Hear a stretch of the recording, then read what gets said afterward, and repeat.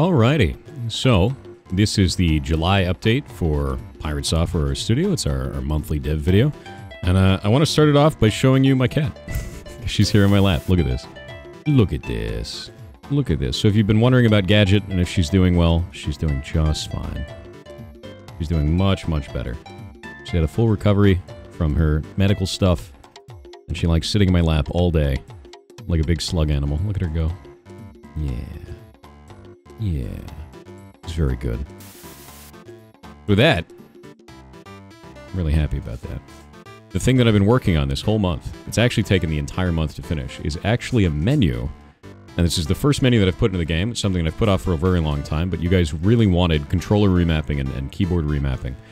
And I got it done. So if we click on this, you can see that this menu pops up, and we have full control over a bunch of different stuff in the game. So here's a volume slider. And you can click and drag that anytime that you want. We've got movement keys, so you can actually swap these around if you need to. So that'll allow you to swap that at any time. And you can also change that to keys that you otherwise wouldn't have. So if you want to change this to numpad keys, that's totally allowable. That totally works. Everything there is fine. And if you swap it to a key that's already existed, it'll actually trade places with that. Same thing goes with down here, so that's fine. And yeah, that's it. That's what it's for. So you can switch all this stuff around. You can also open and close the menu at any time using the escape key. That's a thing that you can do. And if you have a controller, at any time you can switch to the controller, and the controller works perfectly. And you can change the style between PlayStation and Xbox or Nintendo if you want to.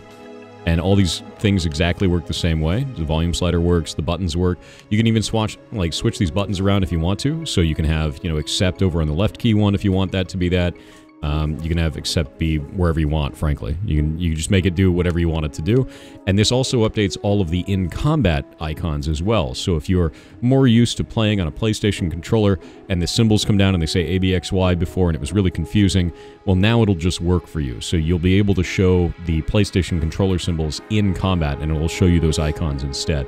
Which I know a lot of you guys are really excited about that. A lot of people have been, they wanted to have that for a long time. I couldn't find a way to correctly, dynamically pull the controller without having weird, edge case issues. So I'm just giving it to you guys. I'm giving you guys the ability to switch it at any time. So you have a style key. You can change this if you want it to be one way or another.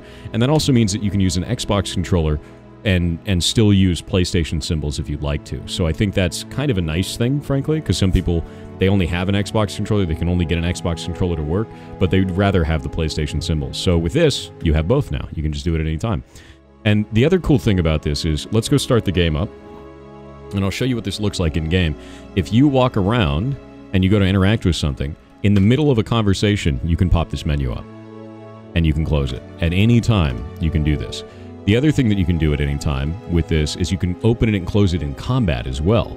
So in the middle of a round of combat, you can pause the game now, hitting escape or hitting start on the controller, and it'll just pause the game as you want it to be, right?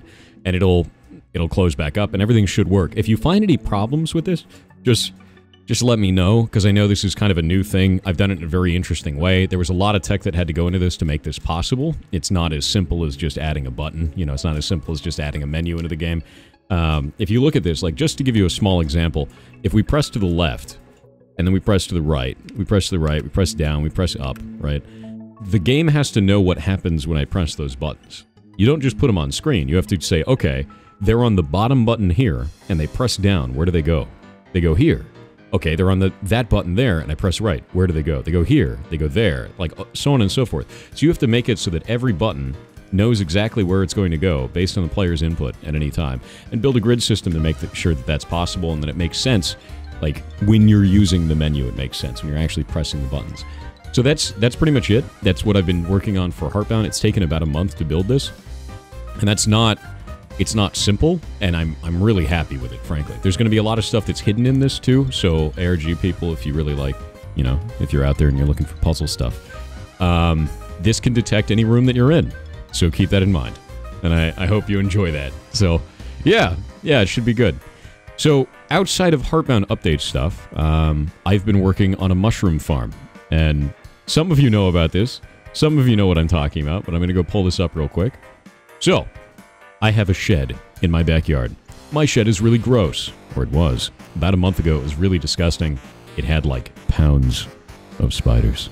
Pounds of spiders. It's terrifying, right? Absolutely horrifying. So, we rebuilt it. Check this out.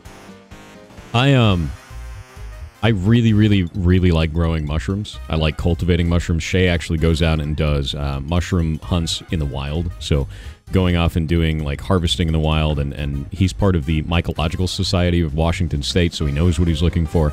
And I know what I'm doing with this because I can, you know, cultivate these mushrooms. So don't go eating mushrooms if you don't know what you're doing, frankly. And if you do know what you're doing, still get a second opinion. That's the biggest thing that I can tell you.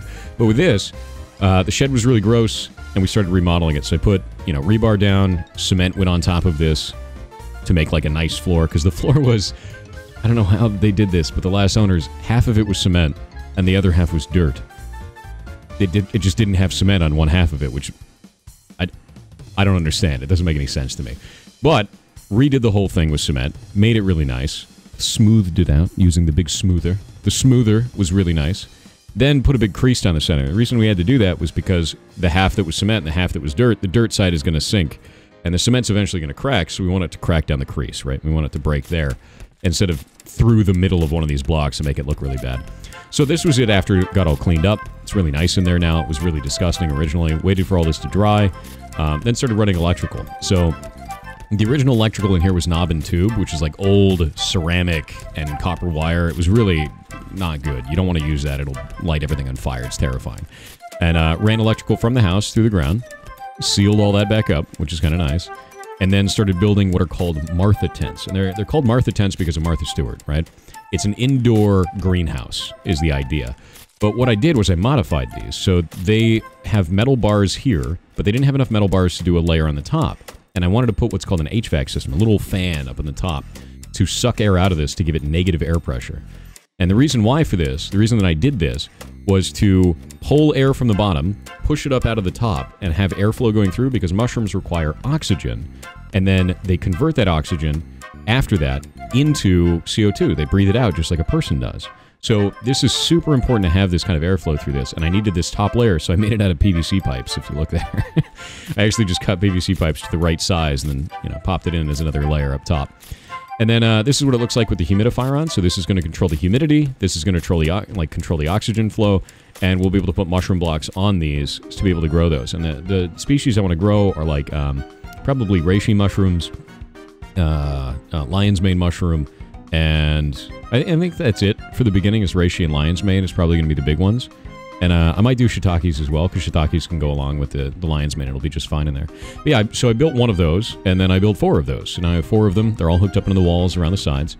And then I took straw, just from the, you know, it's like from some animal feed store. It's like $3 a bag or something. So it's like $3 or $4 a bag. It's really not expensive.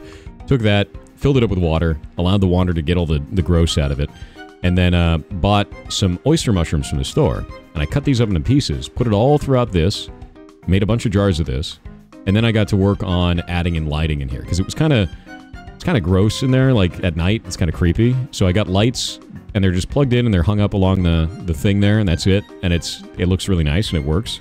And then this is what the mushrooms look like now. So they're starting to do what's called colonizing. They're colonizing the jar, and then I take that jar, and when it's finished, I'm going to break it up into pieces and then put it in a big bucket. And then the bucket will have holes drilled in it, and the mushrooms will grow out of the holes. And that's it. That's the whole deal. So yeah, that's basically been my month, is you know, making this menu for Heartbound and building my mushroom, you know, farm, and that's it. That's what I've been doing. So I'm pretty happy with this.